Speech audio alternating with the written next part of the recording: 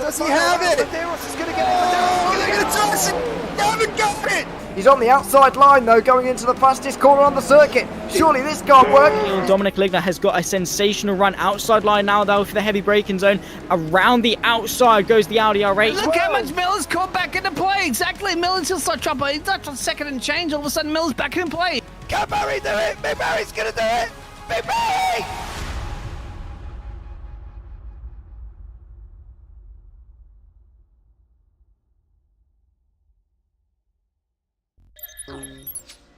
And you're on.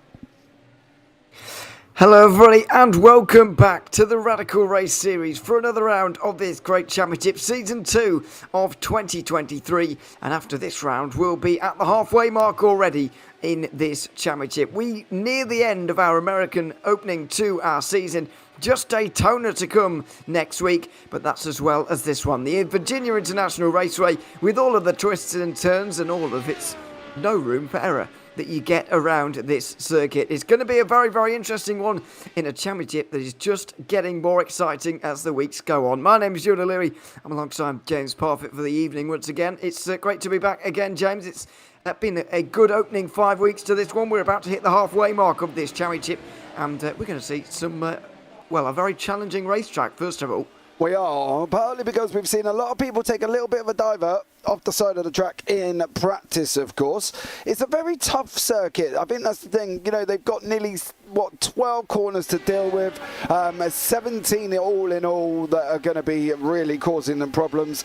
And I think overall, if it's anything like Watkins, I'm going to be very, very impressed, because Watkins was incredible. You know, the track length here tonight, 3.27 miles, 5.262 kilometres in length. And it's been very tricky. There has been people going off track, the likes of Simon Edwards, gone off Paul Clark's, gone off Mike Bousson, so they've all taken trips off the side of the circuit.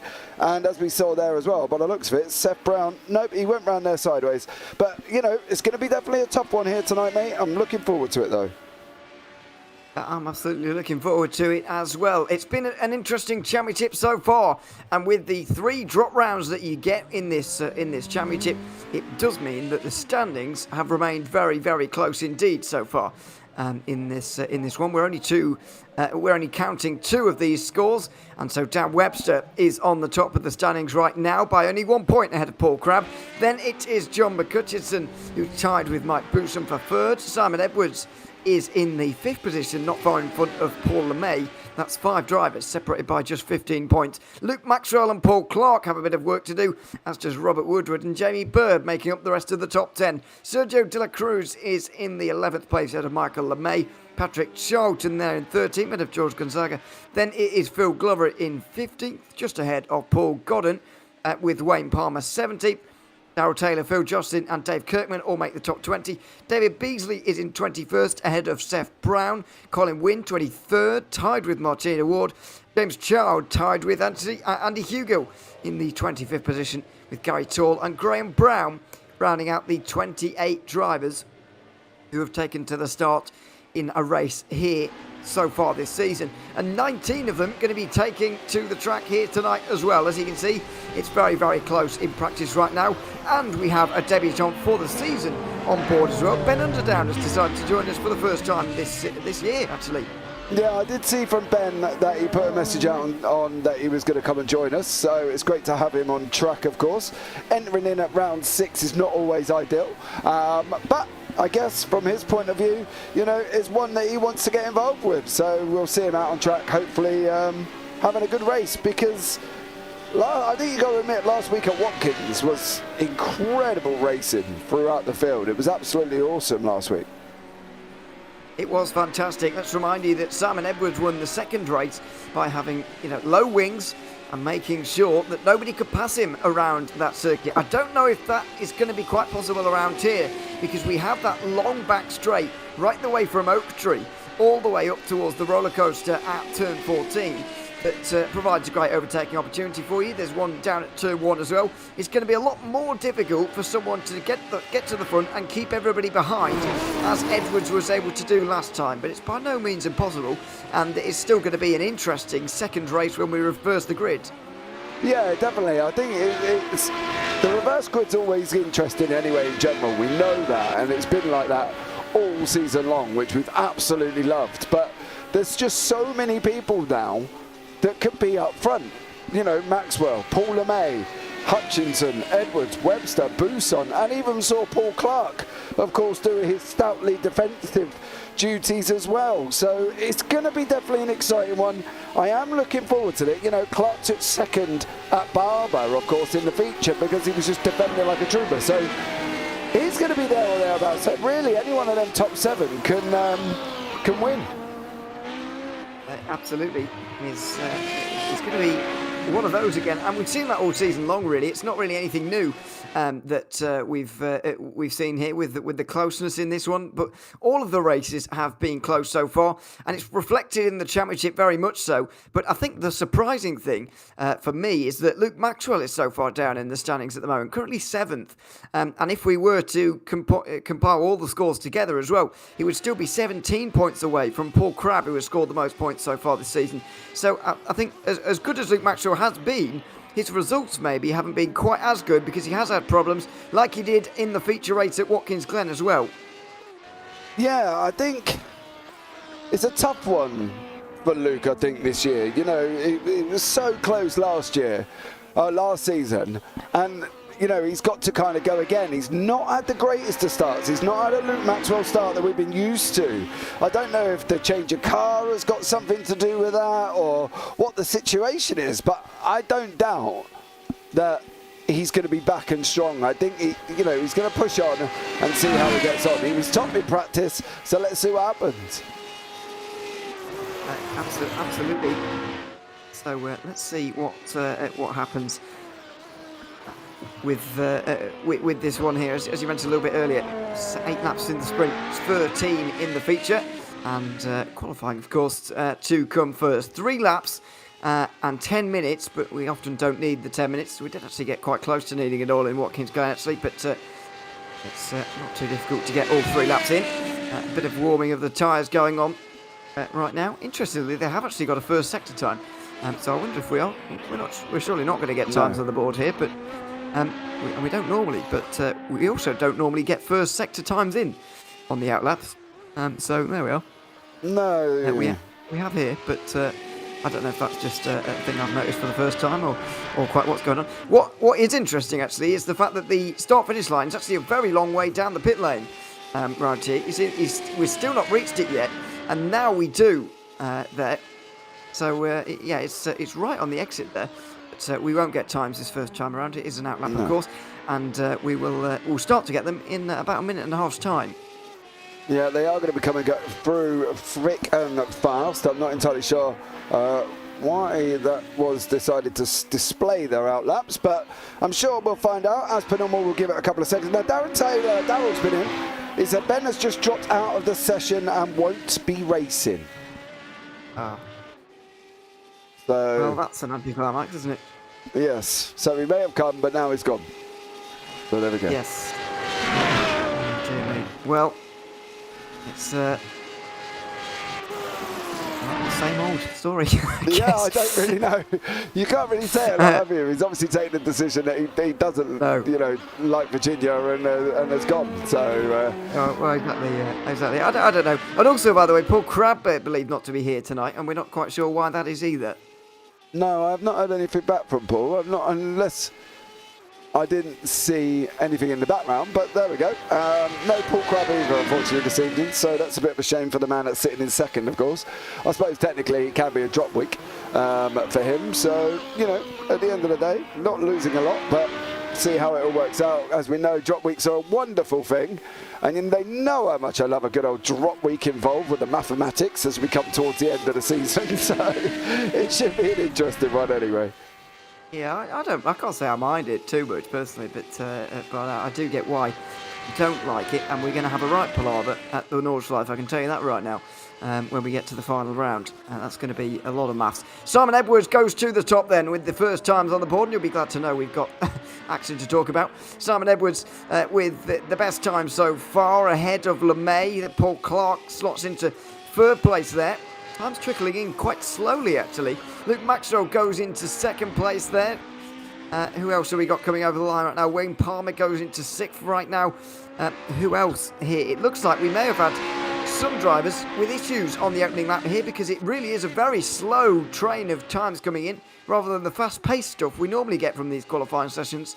Yeah, there has been some people who have had it off track, so I'm not going to lie to you. Dela Cruz, Seth Brown, Martina Ward is registering up some as well, so maybe that's going to be the problem. They were, as I say, they were struggling in practice, so it's going to be an interesting one. This circuit's not easy in general, and it's tricky when they go down that run down the start-finish straight. Ben's in chat saying you start behind the start line as well, so you don't even start where the start line actually is. You start a little bit further back, but I've never seen them struggle this much. John McCutcheon is on his first flying lap, so he will get a time hopefully very soon on the board as well. But they're heading around about the 1:39 mark, maybe get down to early 1:39s. It should be interesting. Absolutely. We always say this with the qualifying sessions compared to where we were in practice. Let's not forget that in practice you do get about 2 hours beforehand practice is the idea, and it does help you to get down to a very low time indeed, whereas you don't really get that in qualifying. You tend to wind these ones up. John McCutcheon does get a time on the board here finally. He goes 5th.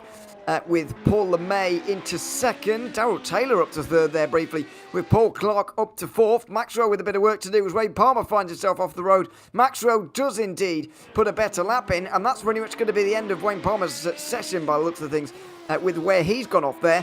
Here is Martina Ward through the final corner right now. Clearly had an off track on her first lap as well in this session by the looks of things. Where is she going to slot into for the first time of her session? It's going to be 9th. A nice opening from her. And a nice opening from Simon Edwards as well. It very much looks like it's going to be between him and Maxwell, as it was a few seasons ago for the title, and indeed last season. They've had some great battles in the past. I think Edwards is going to go to pole initially, but it's then about whether Maxwell can overhaul him in the final moments. Yeah, well, Paul Crab's in chat. I'm in the departure lounge in Atlanta. Tricky to be there. So that could explain why Paul Crab's not here. That does explain a lot. Yeah, exactly.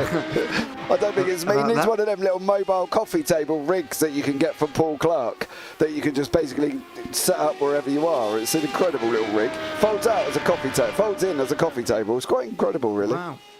That is quite remarkable. I've not seen one of them before. Simon Edwards coming up towards the line right now. He has got one purple sector on his way to provisional pole right now. Maxwell will need to respond as Mike Poussin puts his first time into 5th.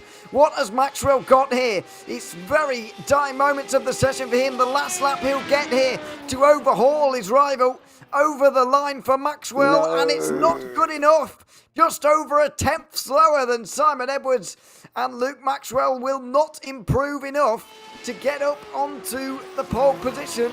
It looks like John McCutcheon is the only one of the real big names with a lap left here. I think Paul LeMay and Darrell Taylor there have already finished their lap times.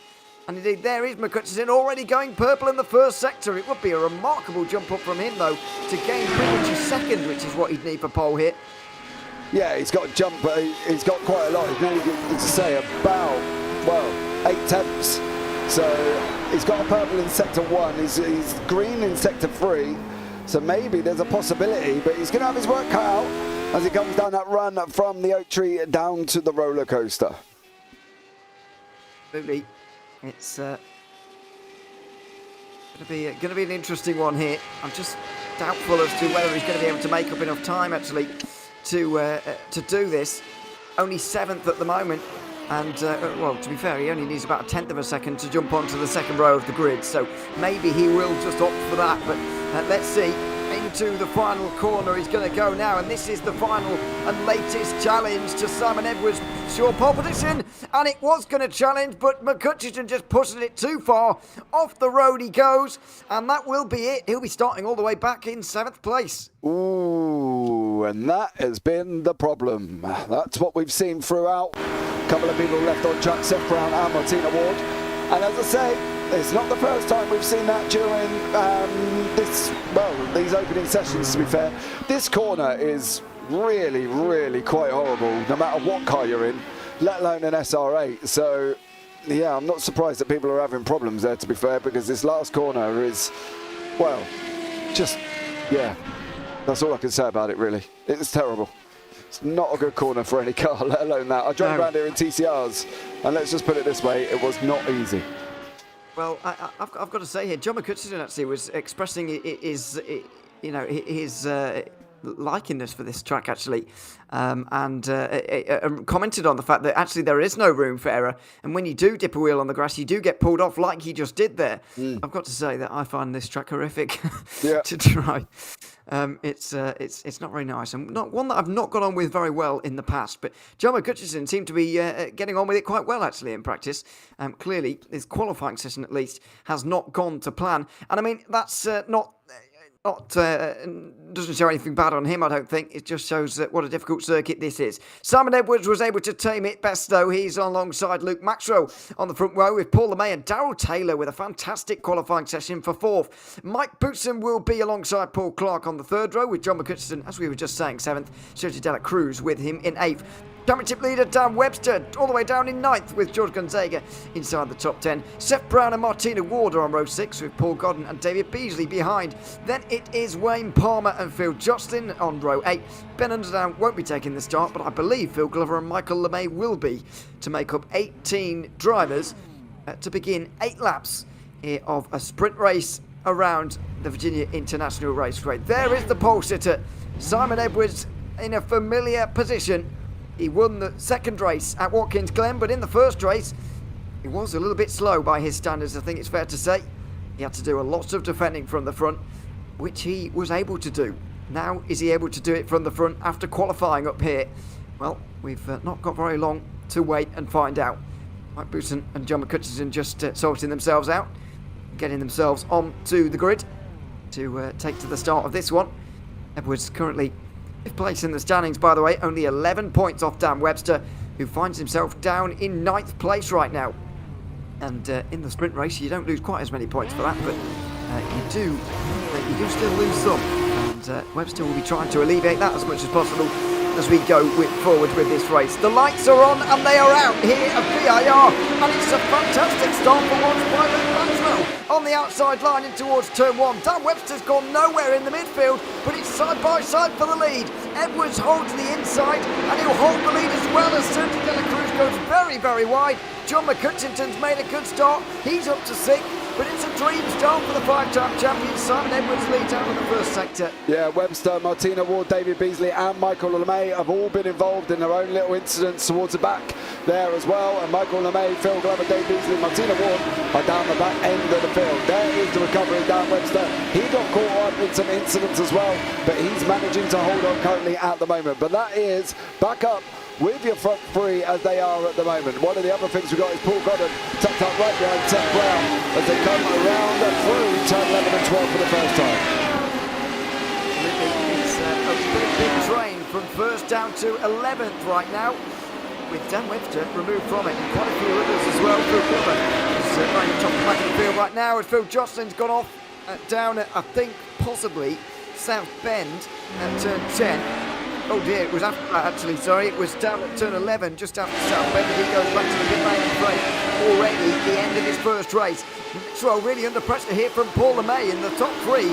Very close together as they run through the roller coaster. The 16 very effective on a very long back straight that could provide the overtaking opportunities today. And it might well have done for John McCutcheon, who's already inside the top 5. Yeah, he's up 2 places currently as well. Mark Hutchinson, Seth Brown, George Gonzaga and Paul Godden are going to be coming together as well as the race goes on. But it is very tight up front at the moment. Edwards and Maxwell with Paul LeMay as well. Paul LeMay has been an outstanding improvement this year as well, hasn't he? He's been absolutely incredible this year. Certainly has, and I can't put my finger on quite how he's managed to do it either. It's been wonderful to see, though, from Paul LeMay. Comes into today's 6th place in the standings, but that's not representative, in my opinion, of quite where he could be by the end of the season. Mike Booson's having a good season as well in terms of consistency, especially. This is the most consistent I think I've seen Mike Booson for quite some time. We've moved to the SR8 once again.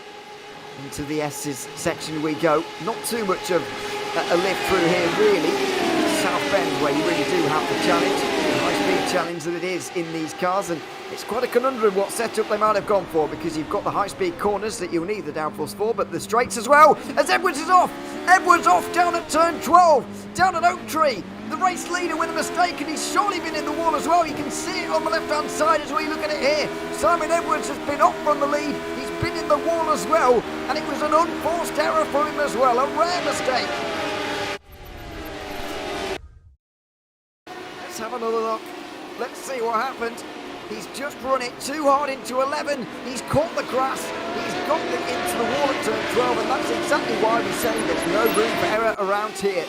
No, it's definitely not. It's dropped him all the way down into 11th place now. He's mixed up with his Seth Brown and Gonzaga battle. And Maxwell is now out in front of them with LeMay about 4 tenths back. There is Luke Maxwell. There is Paul LeMay from Two Brothers Racing, tucked up right behind him. And we've got the team raglines of Buson and McHutchinson. Of course, Paul Clark going to try and defend hard from Sergio De La Cruz. Dan Webster making his way through the field, just gone past Seth Brown. So it's all going to be whether or not how much recovery Simon Edwards can do here. His front left is pretty beaten up. You can see it there sticking up in the air. It's not good. But as I say, you touch the grass, it's just a one-way ticket off track, as Paul Clark has found out as well.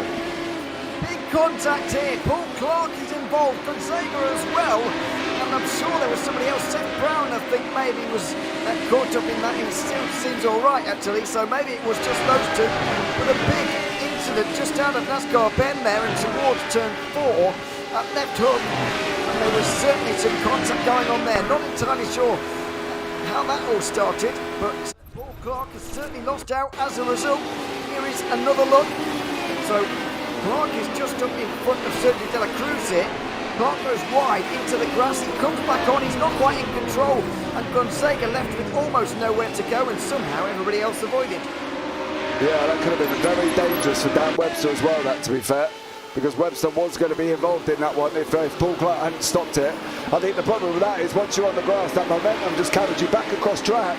And unfortunately, that's where he came. He came on, got a snapper grip, and just couldn't stop the car from going into Gonzaga. So I'm surprised on that one there as well. But Mike Buson still got Hutchinson behind with Paul LeMay, Luke Maxwell. And then he got a gaggle of cars behind Dan Webster, Seth Brown, Edwards, Clark, Godden, Ward is another one as well before we go out into a further group from her, who's got a group of people behind her as well currently at the moment. Palmer, Gonzaga and Beasley there.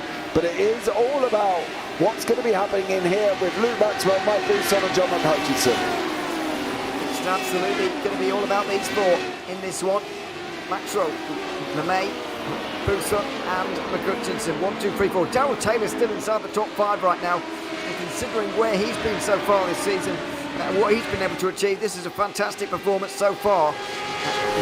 Well outside the top 10 in the points at the moment, but having a great race right now. Luke Maxwell extends out to just about a second's worth of a lead. Looking most threatening in this group is certainly John McHutchinson, but I just don't know whether he's going to have the amount of time to be able to make the overtakes that he needs to in this one, although he has done it in the past.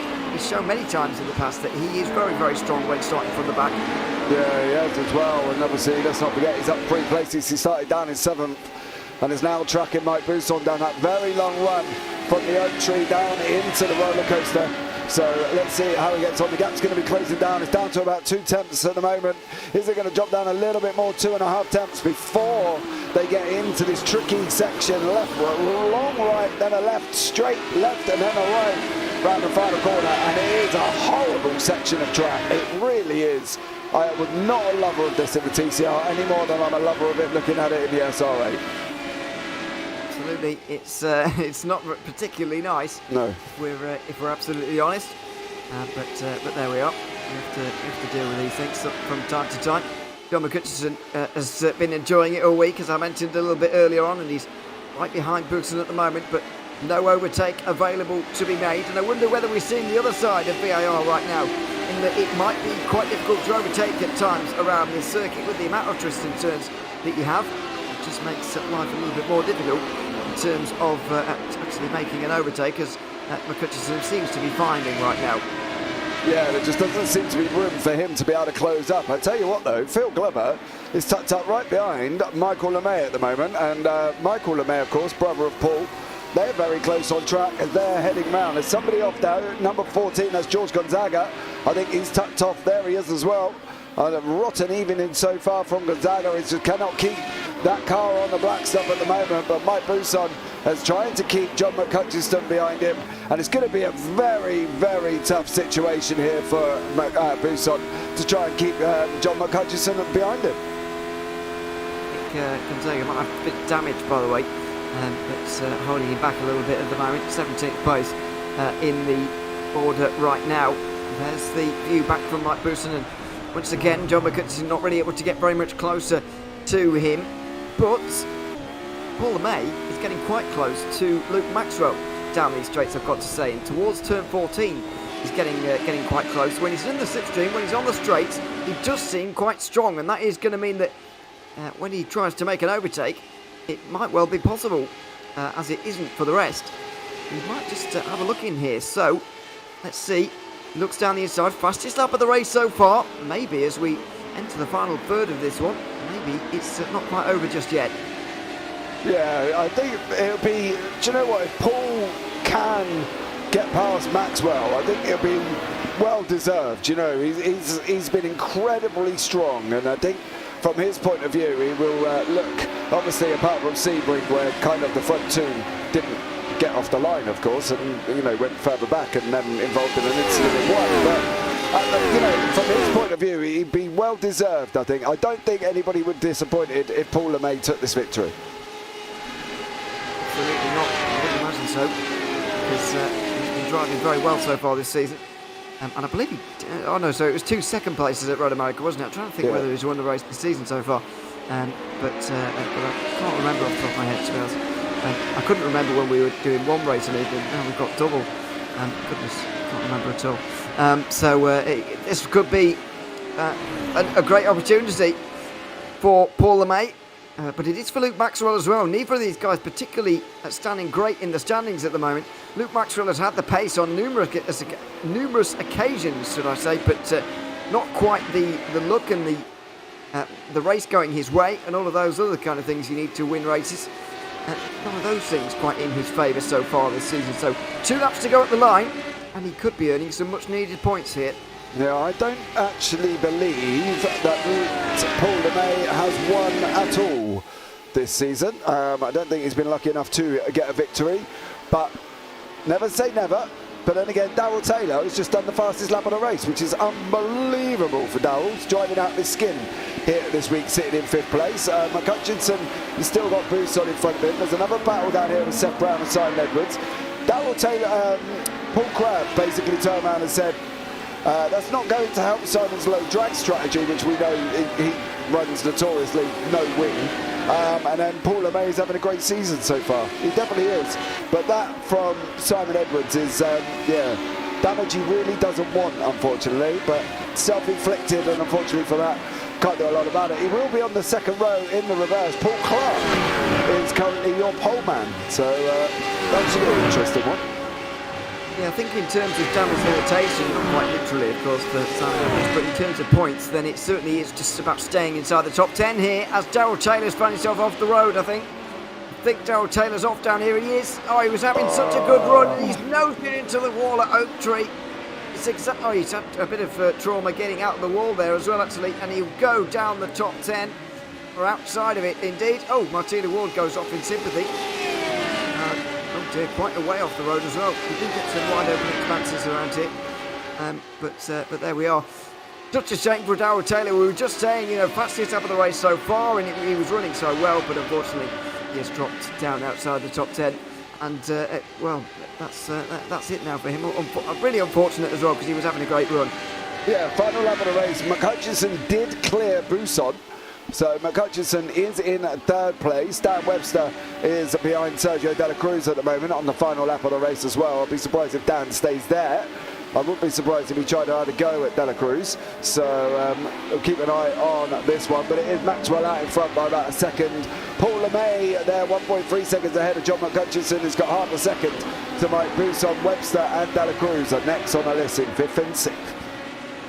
Webster might as well take this point here, because while it would move him further down the order in terms of the reverse grid, he would be only one position further down because these two are going to be sharing row 3. It just depends which way round they'll be on the starting grid. Webster applying all kinds of pressure here.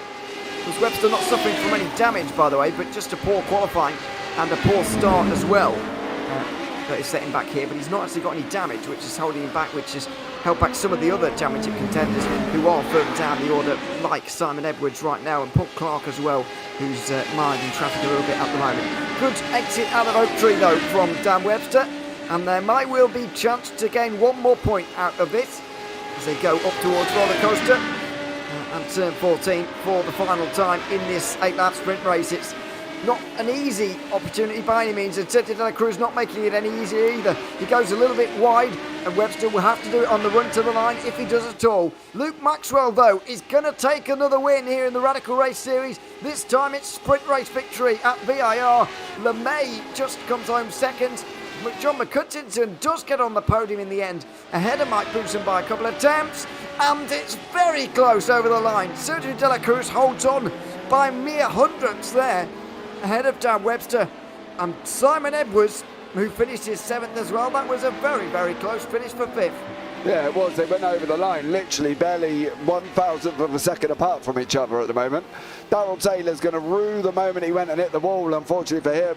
And it looks like Wayne Palmer, has gone off track again. He's not having a good start to his evening. So, unfortunately for Wayne Palmer there. Another off track towards the end, but that's no surprise considering where he was, obviously being in that wonderful section known as the roller coaster. Yeah, and not for no reason either. It's no surprise when you drive through it. Here are the race results then after 8 laps of racing. At the Virginia International Raceway, Luke Maxwell taking the win by just under a second ahead of Paul LeMay. John McCutcheon joins them on the podium with Mike Boulson 4th. Sergio De La Cruz held off Dan Webster for 5th. Right to the line with Simon Edwards bringing his damaged car over the line in 7th. Seth Brown 8th ahead of Paul Clark, who recovered from that same issue that happened through NASCAR Bend. Then Paul Godden, who will be on the front for the reverse grid. Darrell Taylor just misses out after heartbreak late on. David Beasley, 12th ahead of Martina Ward. Then it will be Phil Glover, who finishes there 14th. George Gonzaga there in the 15th place ahead of Wayne Palmer. Michael LeMay and Phil Jocelyn didn't get to the checkered flag, and neither did Ben Underdown, having not started the race. But those two DNFing from the race.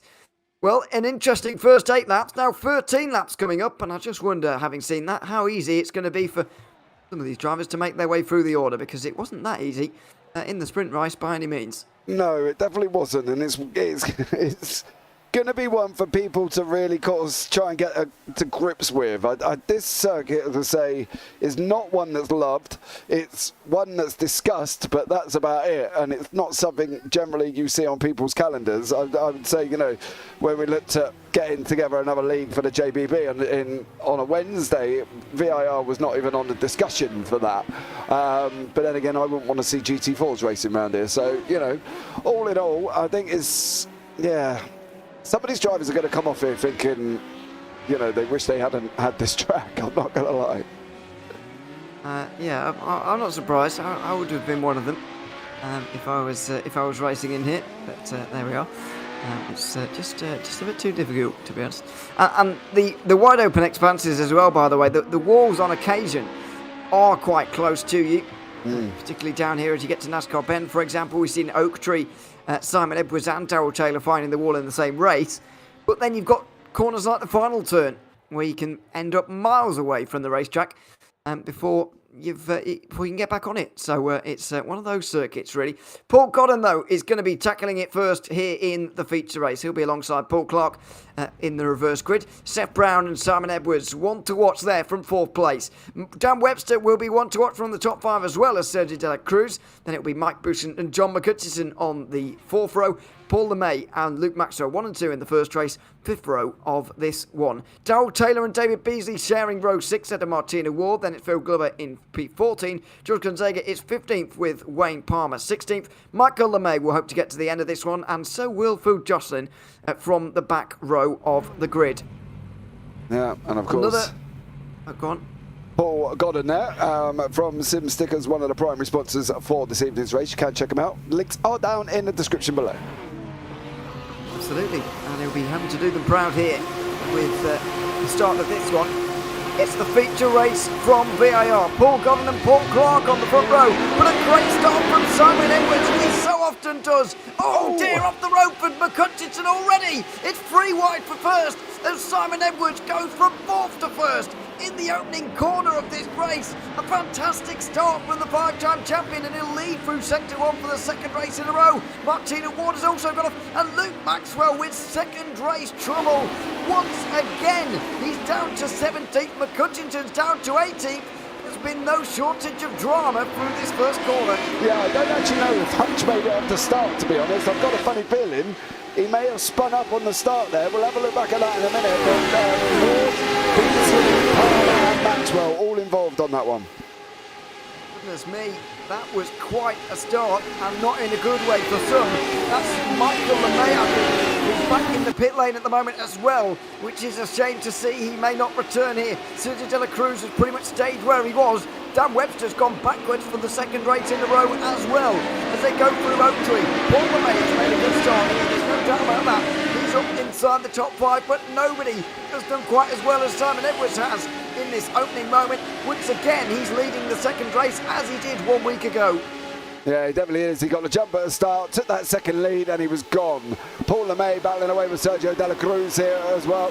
So Paul LeMay in fifth, up 4 places. De La Cruz up, actually staying where he is currently as well. Darryl Taylor's gone down again, and unfortunately is into the pit lane. So Darryl Taylor, from what was going to plan on being an epic evening of racing, he's now dropped out and is down into the pits. Dan And Webster. that's Sergio De La Cruz who dips a wheel off, but Dan Webster with all 4, and he's miles off the road. Down to 9th he'll go. He'll retain that place at least, but George Gonzaga gets through. Phil Glover will bring the rest of them with him as Paul Godden's off at turn 1 as well. Think he's miles off down at turn 1. Very wide indeed. Webster will immediately gain another place back. There's so much going on right now, it's quite unbelievable. Gonzaga has been overtaken by Webster as well as Seth Brown puts all the pressure onto Paul Clark, who's now the rolling roadblock here in second. The rolling roadblock of Paul Clark. Yes, we have come accustomed to this. It's not the first time we've said that. Here, sitting in second place at the moment, he's going to do it. He's going to be so tough to overtake, and this track is so tough as well. I wouldn't be surprised if he hangs on for the full 13 laps here. I really would not.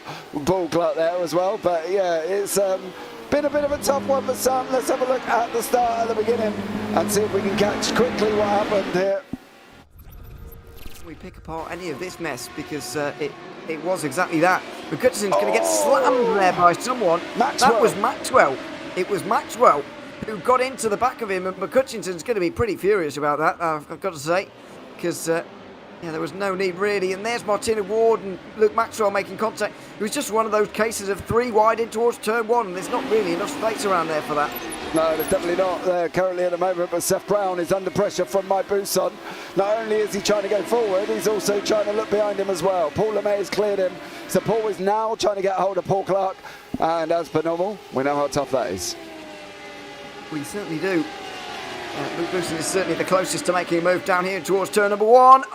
He very nearly goes down the pit exit there. Instead, he's forced to opt for the outside. And that's very deep from Seth Brown, but he pulls it up in time. And LeMay very nearly got slammed into. De La Cruz, though, down the inside. Mike Bousson there with the surprise of his life, you'd imagine. Wasn't expecting De La Cruz to get involved there at all, but he certainly did. And punished Bousson for attempting to make the move. Yeah, Bousson ended up losing places there from De La Cruz rather than trying to go forward. And unfortunately for him now, he's got dropped down to 6th place. Paul Clark and, of course, Paul LeMay battling away nicely here as they go on to this run around through South Bend in turn 10. Well, this is quite a race already. This one, through South Bend they'll go in towards Oak Tree. We're not too far away from that long back straight where they might be able to make the difference. Seth Brown very close to LeMay here. And LeMay never seemed too strong through the first half of the lap, I've got to say. He always seemed to come into his own at the second half, and with the good straight line speed that he has. Seth Brown under a lot of pressure, and Sergio De La Cruz, who has some straight line speed on him here. Oh, and he's got it already. Up in towards turn 14. He's done it. And that was barely any contest there. The straight line speed he must have is remarkable. Yeah, he literally just used that draft. He went cruising past him as if he was just stood still. And that was it. It was job done. Sergio De La Cruz was through. But overall, it's been an outstanding race from these guys in this little pack, of course. John McCutcheon just quit update. He's currently sitting on the back of Martina Ward. So I'm sure he's going to be looking at trying to make this move down into turn 1 as well and try and come back through. Of course, he got unfortunately hit by Luke Maxwell there and didn't seem to go. Well, unfortunately, Maxwell got an absolutely barnstorming start off the start, and Maxwell just went into the back of McCutcheon. Yeah, I think he'll be pretty apologetic about it for Mast after the race. Maxwell, who was also down the field, by the way, down in 12th, with McCutcheon just in front of him. They're all behind Wayne Palmer at the moment, who's, well, I suppose they're all behind Phil Glover, actually, for 9th place. It's all very close. You can just about see the group in the background of this shot here of the leaders, so it's all very, very close at the moment, as I'm afraid Martina Ward has gone off in the opening moments. That's through left hook there at turn 4. That she's gone off the road and down to 16th place. Further up the order, though, it's still Paul Clark, who's under a lot of pressure from Paul LeMay in towards Oak Tree. It's a good exit from LeMay here, and surely there's going to be at least an attempt up in towards Roller Coaster. When you've got slipstream like this and a chance like this, it's not one to be missed from Paul LeMay. Here he goes to the outside line of Paul Clark, who will squeeze him. They'll be side by side in the background as well. But Clark is surely going to have to give this one up. LeMay gets up into 2nd place. Seth Brown can't follow through here. Mike Bootson will go back through, and he will get back into the top 5. Yeah, now it's De La Cruz, and obviously Dan Webster decides to come and join into the battle as well. And this is turning into a 5-car train. I think Paul LeMay is going to try and escape down the road as best as he can. Paul Clark's going to be defending like an absolute trooper. We say that so often from Paul there. And he's got De La Cruz, who we know has got some straight line speed in that car, who will look at trying to close him and get past him, probably from the run from 6 down to 9, maybe into 10 if he can. Well, Seth Brown didn't make that too difficult for Dan Webster, who's now up to 6th place. You just may have seen in the background, but I think this is going to become a 5-car train pretty soon. LeMay is going to get away. Side by side between Webster and Brown very briefly. Seth Brown tried to go through. Webster held him off, and they'll remain in the group. It's going to be Paul Clark under pressure next, and if Sergio De La Cruz has anything like the straight line speed he had that took him past Mike Bootson, then he should be able to get through without too many major problems into turn 14. Yeah, I think that's where he's going to be looking at waiting. He might as well wait. We know he's got some pace in that car. He's got to nail the exit out of Oak Tree, though, because if he doesn't nail it, he's going to be under pressure from Busan, and it looks like Clark's gone wide. Well, that's all he needed. That is all he needed. The mistake from Paul Clark, the rare one, to be fair, to De La Cruz with not a lot of space to actually get a good exit, but he doesn't really need it with the straight line speed he's got. He'll be through as they get it towards turn 14, and it'll be a podium place for De La Cruz as well. He makes it stick, and behind, Bootson tries to follow through. Webster right there as well. They're all behind Paul Clark, who's going to continue now to fall through this group.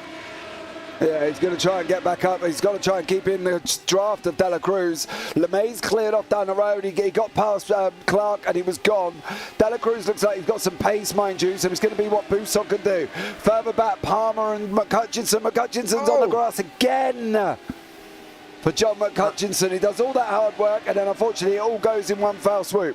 Phil Glover now with Luke Maxwell is under attack as well. Apologies, this final corner there for McCutcheon. And by the way, as Glover gets down the inside of Maxwell, that will be a position. Oh dear. Glover to the inside. Oh my goodness me. Maxwell to the outside as well. He'll look to cut back in and maybe go for it. Oh, this will be lovely into turn 4. He's done the over and under, and he's nearly got it done. Glover holds on well. Maxwell's done. He gets into the grass on the outside, and Maxwell's gone again, I'm afraid. The second time this race. He's ended up down the field. He's back to 15th, and once again, he's got good pace and good at getting through the traffic as well, but I'm afraid it's going to be another day of losing points for Luke Maxwell. Yeah, John McHutchison nearly got into the side of David Beasley there. That was very close. Beasley's now under attack from Paul Godden. Of course, Godden was on pole position and unfortunately he's dropped down the order. Now down 13, but Paul Clark has got Mike Bousson for company on this run down into turn 14. Side by side, Bousson aggressive on the outside of 14.8. Oh, goodness, very wide. And through 15, Clark returns the favour with an outside move. He'll be back to 4th. Bousson still behind with Webster to pressure him as well. Out the final corner they'll go. Slipstream galore as well here as they come towards the line. Bousson's surely going to give it another go in towards turn 1, although it hasn't been too popular for him so far because last time he tried it, Sergio De La Cruz got down his inside. He'll go for the inside himself this time though. Down at turn 1 and he will be up to 4th place. Clark on the outside. Webster will try and follow through. It's always dangerous at NASCAR Bend. Around the outside. Webster very close to losing it. He's held on to it. Goodness me. I'm not sure how, but he's not up a place. Clark holds on and Webster somehow hangs on to 6th himself. Yeah, further back from that, McHutchison has just cleared Palmer and has now got Jocelyn. McHutchison's not given up. He's giving it a good go. He's getting up, making mistakes, going off, coming back again. So he's going once more now as he's got Phil Jocelyn and Phil Glover, the two Phils in front of him. Maxwell's going to try and take the inside line on that run through 8 and 9, I think, Ewan, and he does make it through. Oh, very nice. I know I was saying the S's aren't too much of a problem earlier on, but that's not when overtaking. It really is very tricky, and John McHutchison has made that look very, very easy in fact, and now we'll have 9th place in his sights. Just look at the way he catches up to Phil Glover already in this one, and he'll be wondering what could have been really, because if he hadn't have had those issues off the start, then well, he really could have been challenging it even for maybe a podium place. Simon Edwards seems to be gone in this race. Yeah, Edwards 5.5 seconds down the road there from LeMay, who's got 1.4 over De La Cruz. So it's really about everybody picking up the pieces here this evening at VIR, and the circuit has claimed its fair share of drivers, should we say? It definitely has. That was an offline there from Phil Glover. John McHutchison's going to be through here shortly. Over the line they'll go. He's not going to get there before the line. He just seems to struggle a little bit on straight line speed here, but he's more than good enough on the brakes for this. Glover goes to the middle of the road to try and defend and across the nose of McHutchison as well, maybe making his life a little bit more difficult than expected, but he runs wide through turn 1 and into 2 and 3. McHutchison will indeed get through, and that might be it for him now with 6 laps to go, including this one. That near 6-second gap is going to be a tough one to close. Yeah, definitely as well. I'm really quite pleased about how generous some of the contenders are being towards me, says Paul Crabb in chat as well. So Paul's sitting there loving this currently in the airport, as we say, in Atlanta, with only really Simon Edwards making an indent on him. Dan Webster's not really gained much out of him as well. And of course, we've seen John McHutchison make a few mistakes. So really, it could turn into not a bad evening for Paul Crabb, even though he's not here. Well, I think so, because he's going to get 51 points added to his score, by the way, because that's his best drop round so far. So that will be added as today gets replaced. Oh, slam into the side from Dan Webster. And Paul Clark has been shovelled out of the way there. Almost like on a snowy day in your back garden. Dan Webster has cleared Paul Clark out of the way, and he's up inside the top 5. Yeah, he definitely is now, but now he's got Seth Brown tucked up right behind him as well. Further back, Paul Godden, Wade Palmer and Phil Jocelyn with closing Luke Maxwell. Of course, we know how quick Maxwell is. Bousson, fastest lap of the race, 1:39.772. Seth Brown locks up going into turn 1. He's got to try and get that right-hander under, sort of tame it really, to be able to get the run up through the S's if he can, over Dan Webster. Webster carrying damage there. You can see it clearly on his rear, Ewan, and it's going to be an interesting one to see how this materialises for the next 4 laps. Certainly will, and I think there's not many without damage, to be quite honest, at this stage in the race. There's been a lot going on so far, and there certainly has been for Luke Maxwell, who's once again going to have to try and make his way through these guys at the front. Paul Godden's down in 13th place, having started this race from pole, just behind Wayne Palmer, who's applying the pressure to Phil Jocelyn, and they're all behind Phil Glover at the moment. This is the 5-car train right now for 10th. It does seem, though, that Maxwell is going to lose points once again because for the second week in a row, he's just not had things go his way in race 2, despite winning race 1 here tonight. He's going to lose 19 points here to Simon Edwards, and that's only if he gets into 10th place here to get up the order and into 10th. Right now, down in 14th place, he's losing 23 points to Simon Edwards in this race. You can't afford to keep doing this in the second race. Yeah, but it's always a struggle, isn't it? That reverse does kind of put everybody up in arms, and of course he got caught up with McHutchinson, and then he got caught up in the Martina Ward incident. So from Luke Maxwell's point of view, not a lot of it has been his own doing. Yeah, the John McHutchinson, he got a flyer, John didn't go anywhere, and Luke just hit him, unfortunately. But, is it really his fault? Who knows? It's the tough one, and then, of course, getting caught up in all that incidents. But he's got 4 cars within touching distance, and he's got 3 laps to try and do in him. So I'm not saying it's not out of reach, it's just going to be a very tough job for him. I think it's going to be, I think it is. We'll see what happens over the course of the next few laps and whether Maxwell can recover a top 10 at the very least. That's Scotland just defending a little bit into NASCAR Bend. Maxwell will go around the outside anyway and force Godden to take a shallow line in towards turn 4. But it won't come to anything because of the twisty nature of the next few corners. It will all... Oh, no, he's gone again!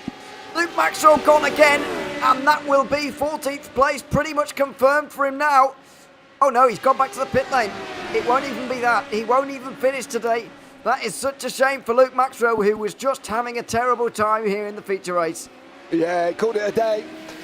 He called it a day. He went off and decided enough was enough there for him. So that's it, Luke Maxwell out as well. Dela Cruz and LeMay have got the gaps down to below half a second here. Dela Cruz pulling out some lap time over Paul LeMay.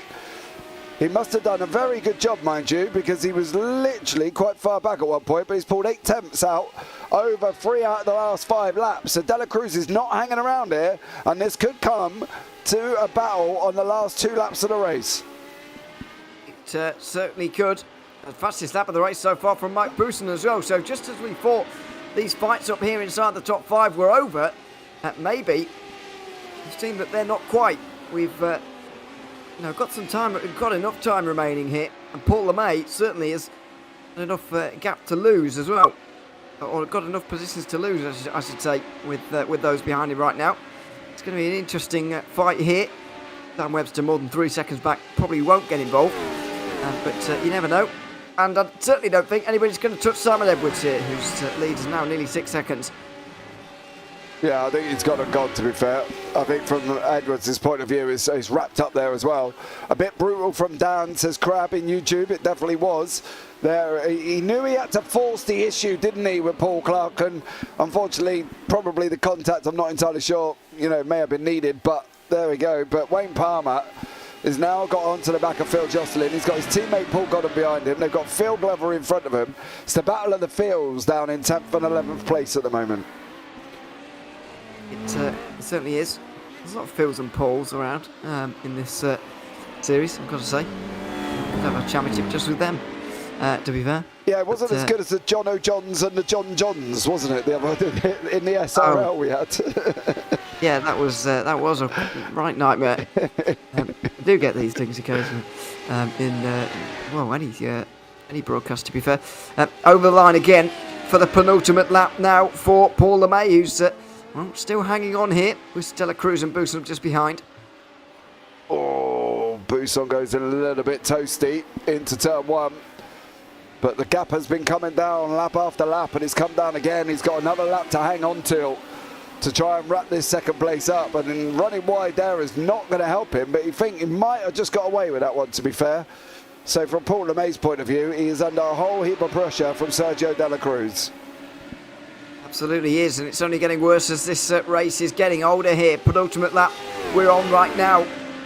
Final one to come after this. Bousson very, very threatening as well right now with Dela Cruz, and that could be the saving grace for Paul LeMay here. If these two fight for the final podium spot just enough, then maybe LeMay can get away down towards turn 11 they'll go, and through Oak Tree as well. Be careful not to go too wide here, Booston. He doesn't, and he'll get very close, but maybe not the exit he required there. Well, we're going to find out. He's got it down to 1/10, mind you. Yeah, he's got 1/10. Webster's off. Dan Webster off the road down at turn 11, I think that was. Oh, and he's out. Another shame. Yeah, he's out the race as well. Down from 5th place to 14th. A huge loss of points for the championship leader. And as Paul Crabb was saying earlier on, this day can't be going much better for him. Yeah, he's got Webster and Maxwell out. So he's had a bit of a favour around him in the championship. But Bousson now is going to come across and have a go at De La Cruz. Final lap of the race here, Ewan. Which way is he going to go? Is he going to try and take the outside? He's gone to the pit exit again. He tried this earlier. Inside line. De La Cruz goes to the outside of LeMay, who's under pressure here as well, and doesn't seem to have the straight line speed. So slide from De La Cruz. He holds on to it, but he's only down to 4th, I'm afraid. A big slide and a big save, but I'm afraid that will be it for him. It will be between these two for second now, I think. Oh, it's going to be Bousson. It is. Inside line at turn 6, and he'll get there. The mistake from the May has cost him second place, and Mike Bousson might well just run away with this now. The only saving grace for Paul LeMay, he's got that run from 12 to 14. Don't worry, I can't count, but there's no turn 13 on this track. It is a straight run from 12 to 14 coming out of Oak Tree, and this is going to be the saving grace for Paul LeMay. Is he going to be able to get this run down, Ewan, from here into 14? Bousson's gone in a little bit hot. LeMay's going to need to get an exit here. He's got it down to 3 attempts. It's possible. It is possible. Bousson did go a little bit wide there, but as long as you don't end up in the grass, it's all right, and you can actually pull it back for a better exit. LeMay's got the big slipstream here now, though. He might have a chance down in towards turn 14. He's gaining all the time. He will have a look on the last lap, and he won't get through. Bousson will hold on here. Oh, and De La Cruz throws everything at it as well. He'll drop down from 4th place, but further up the order, it is Simon Edwards who will win yet again in the Radical Race Series for the second feature race in a row. He shows again why he's a 5-time champion with a fantastic drive and particularly a fantastic start this race from him as well. Bousson and LeMay will join him on the podium, with De La Cruz losing quite a bit of time on the last lap due to that problem, but he won't lose his 4th place.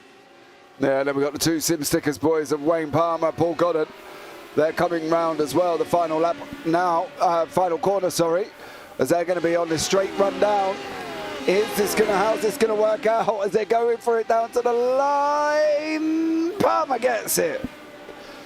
So there we go. Just about, yeah. 11th place, and a good fight actually from those 4 in particular during the entire race. They were glued together and didn't really leave each other alone through that one. So it was certainly interesting, and Will Glover ends up with a 9th place. We'll chat to him a little bit later on as David Beasley rounds off the night with a 13th placed finish there, and quite a few retirements from that race, it has to be said. 5 retirements indeed. Simon Edwards, though, 8 seconds worth of victory for him there, ahead of Mike Bousson and Paul LeMay joining him on the podium. Sergio De La Cruz threw everything at it to get there himself, but could only finish 4th. Seth Brown inside the top 5 here in the second race, with Paul Clark 6th. Joe Gonzaga 7th, with John McCutcheon recovering to 8th. Phil Glover and Phil Jocelyn rounding up the top 10. Wayne Palmer and Paul Godden battled to the line for 11th. Then it's David Beasley 13th. Dan Webster with that late problem, DNFing and finishing down in 14th. Luke Maxwell losing points as well from 15th. Martina Ward, Darryl Taylor and Michael LeMay also having not seen the checkered flag in that one. Well, quite a few issues for quite a few drivers in that one, but yet another championship-defining one. And a day, I think, defined best points-wise by Paul Crabb, who we've said time and time again, is going to be very pleased with how this evening went from his point of view. Yeah, oh yeah, absolutely. He's going to be sitting there rubbing his hands together, because even though, obviously, Maxwell, LeMay and Hutchinson got points in the sprint, they didn't do so well in the feature. You know, Hutchinson down in 8th. There was Paul in 3rd, mind you, but Dan Webster, Luke Maxwell, 14th and 15th. and it was Dan Webster who's in front of Paul Crabb with John McHutchison behind him. So he's not going to be doing too badly here. And, you know, I'm going to be interested to see how this one turns out. Nick there as well. Great stuff keeping the SR8 going. Still my favourite over the SR10. I think there's probably some drivers that agree there, Nick, and some probably not so much. And then Paul Crabb comes in with, that was an exciting last lap. It definitely was there as well. But you got some interviews waiting for you, Ewan. Who would you like first? Don't really know. I think we'll go Paul LeMay, shall we? For first of all, since he finished highest up out of those in there at the moment. Paul, welcome to the move again. Good to have you with us. Another podium in the feature race, and 2 podiums for you tonight, actually, in the end. A very, very hard fought second race, though. Just tell us a little bit about what it was like to battle around a circuit as kind of narrow and as difficult as this one. Hard work, Ewan. Hard work. Race 1, I was sort of okay. Race 2, I was struggling towards the end with the tyres a bit. I overworked them, and I could see Sergio catching me and Mike, and Mike got through. I made a little mistake. It's just one of those things. But congratulations to Simon and Mike. Absolutely, they also put in good performances. I mean, what's it been like for the championship now as well? We're halfway through. You're still right up there. What are you expecting? Are you still expecting to be there by the end? Good question. It'd be nice if I was, but you know, these guys are so fast. It's really tough. I just don't know. I'm just going to take it race by race and just really enjoy the SR8 and racing these guys. Yeah, it's certainly been a bit of a hit going back to the old cars. Fair to say. Before we let you go, Paul, is there anyone you'd like to give a shout out to? I don't know, mate. You guys, because you do such a great job. You make us embarrassed. While we're here, no, it's no problem at all. But congratulations, Paul, on a double podium here tonight, and thanks very much for chatting to us. No problem. Catch you soon. Bye-bye. Thanks very much, Paul LeMay there. Double podium here tonight at VIR. We've not got any of the other podium drivers in there just yet. We'll drag in Phil Glover, though, who always joins us, always up for a chat. Welcome once again, Phil. Good to have you back with us. Top 10 in the second race there in what looked like a very, very hard-fought race. How was it? Yeah, a lot of pressure to keep in front of everybody there. But, yeah, pleased with that result. Made up for the first one. Know what I did. I had a really good start, and I don't know, on the first couple of corners I just lost concentration and just went off. There was no reason. Hey ho, it must be my self-limiting mechanism kicking in. I mean, we can't blame you too much, to be honest, Phil, because it is a really, really difficult circuit in terms of driving. Are you a particular fan of this circuit? Do you like driving around here, or is it a bit of a nightmare like I find it, to be honest, personally? It's a really interesting track. I've had it for a little while, but I don't know. It's been around for quite a while, hasn't it, I think? I think so, yeah. Yeah, I think probably the last time I drove it, because I can't remember us driving it for quite some time, must be about 2 years ago. So I had a bit of a go earlier on today, and then just done the practice, probably got a decent hour of practicing. So, but yeah, I'm sure when you're really familiar with it, it must be a great flowing circuit. Absolutely. I haven't quite found that just yet, but there we are. Maybe it's possible. Phil, before we let you go, is there anyone you'd like to give a shout out to?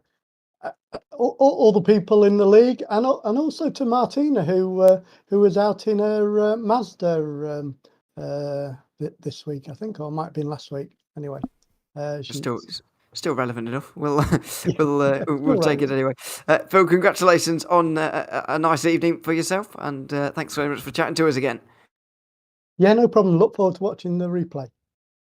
Absolutely. Thanks very much, Phil Glover, talking to us there. P9 in the second race, by the way. Very nice performance from him indeed. Let's go up front, though, to Simon Edwards, who now does join us. P1 in the second race here, Simon. I know there were you were P1 in the first race as well for some time, but tell us a little bit about that start to the second race, because it was quite phenomenal for us to see, for us to watch, 3 wide down in towards turn 1. What was it like from your perspective? Yeah, I was holding my breath a bit I was hoping that the guys thought, oh, I'm not somebody they need to race. I had to go on the grass a little bit, but I had to do it. For some reason, I'd lost all confidence in the brakes, and after going off in the first race, so yeah, so I'd lost all my confidence, but I had to do that on the first lap, and then hope I could make it. Absolutely. I mean, I'll pose the same question to you as I did to Phil. What is your opinion on this circuit generally? Because it certainly does bite when you get things wrong, as you discovered in the first race. Yeah, and I don't think I've done that the whole practice. Yeah, it's typical, isn't it? Yeah. Yeah, I just locked the inside wheel and then I just couldn't get it back. But I've known this circuit because it's one of the early ones, and I've been here 10 odd years or whatever.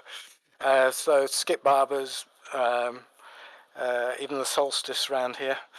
So I know the track really well, although they've remodeled it with taking the tree away, exactly where I went off. Yes.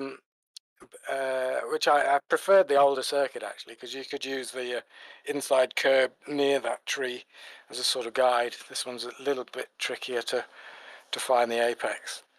Yeah. But I enjoy the circuit actually, I really do. Yeah, R.I.P. to the tree, by the way, which was struck down by a lightning strike in real life, not in our racing, but it's been removed here as well. But there we are. Before we let you go, Simon, is there anyone you'd like to give a shout out to? The tree. Let's give a shout out to the tree because I miss the tree. We all miss the tree.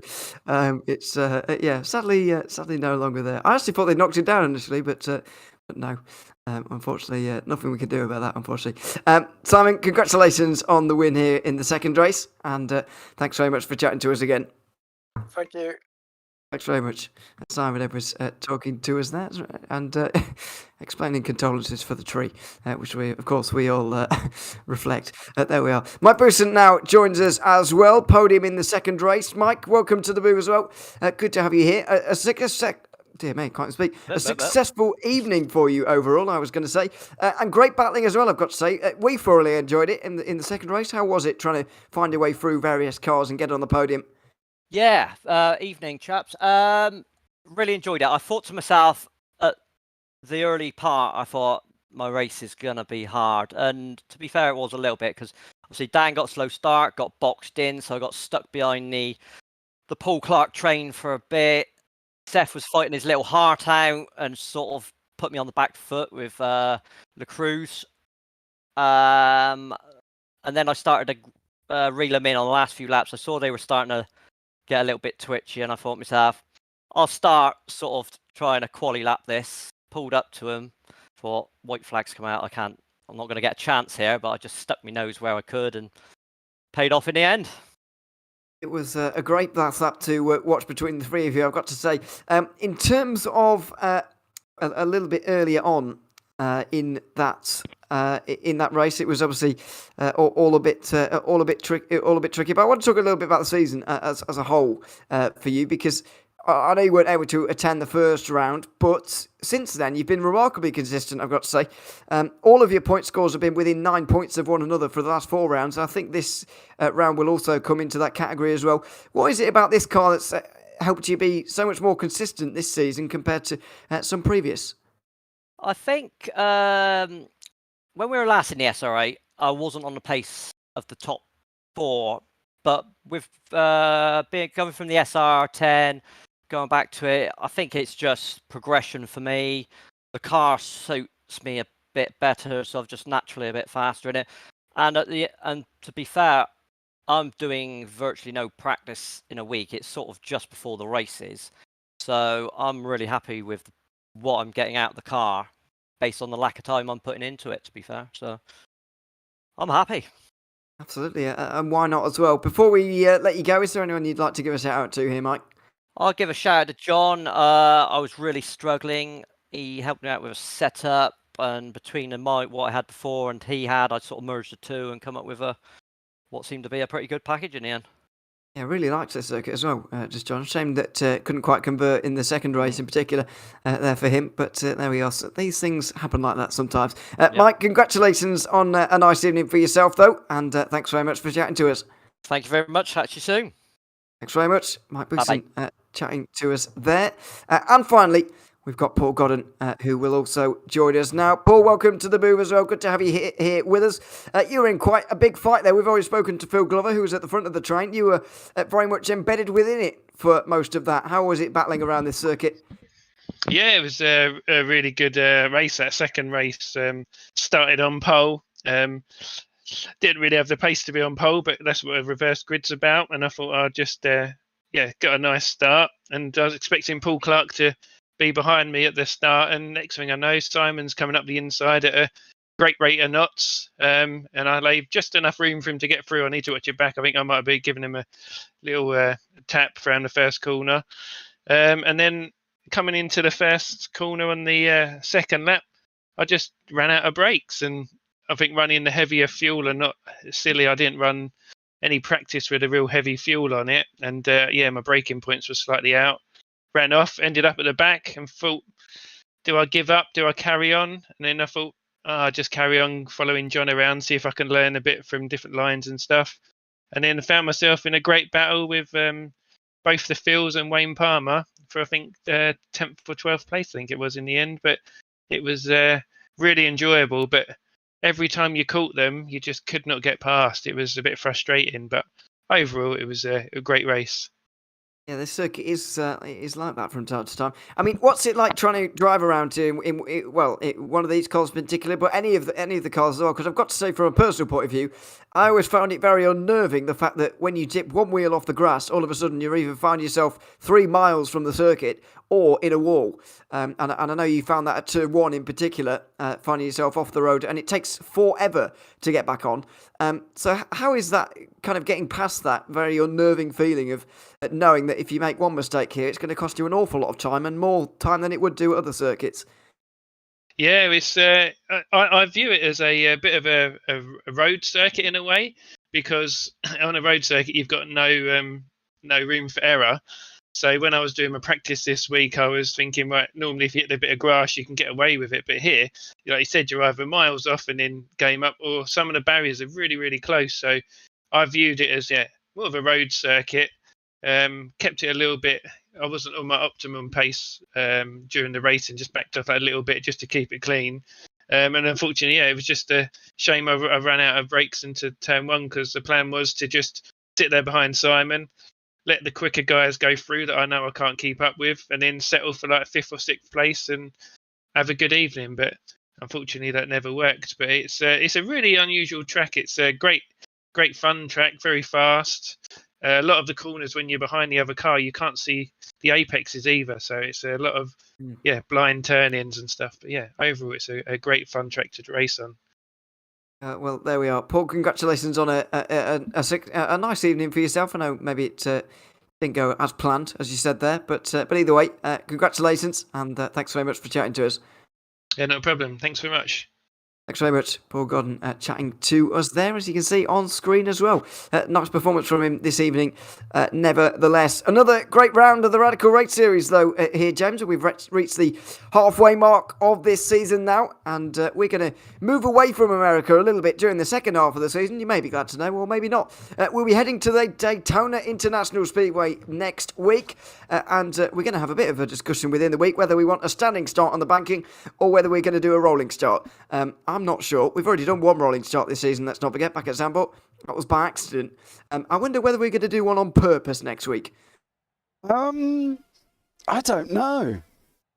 That's going to be one. Would be funny. It would be good to have. Don't get me wrong, because they can start out of the back by turn 7 and roll it from. Well, actually, they'll be on the back straight before the second bus stop, of course. So.